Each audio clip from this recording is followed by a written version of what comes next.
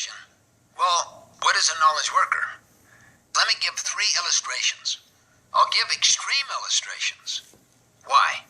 To show that if it's useful in those 3 areas, it would be useful anywhere. Take community policing. Where community policing is adopted, there is a 50% decrease in crime. It was adopted in New York when Mayor Giuliani was the mayor, and over a period of 8 years, crime went down 50% in most of the precincts and bureaus in New York. What is community policing? It's a knowledge worker approach. It's a whole person approach. In other words, the policeman builds a relationship with the parents and the neighborhood and the youth. One of trust, one of authentic open communication, to try to understand what's happening. Where are the seeds of crime? Well, how do you build a relationship? With a swagger stick? Looking around for criminals?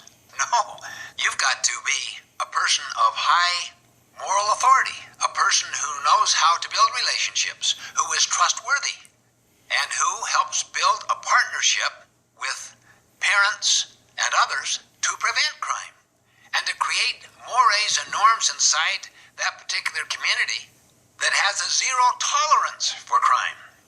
How do you do that? You can't force that. That doesn't come from formal authority. That comes from moral authority. Well, then who is the leader? It's the policeman on the beat. It isn't the sheriff.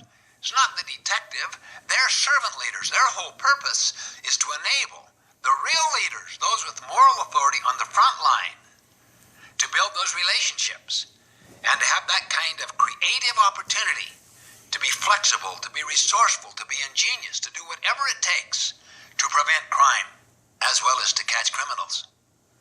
In fact, one time I asked Sheriff Baca, who was the sheriff of Los Angeles County, in his efforts to bring community policing in, how do you select these frontline leaders who have this kind of moral authority, that know how to be so trustworthy that they merit the trust of youth and of parents and so forth in these neighborhoods?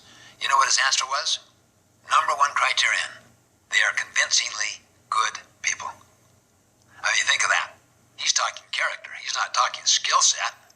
Now skills, of course, are necessary. Tools are necessary. But you need to have people, whole people, dealing with whole people all the time.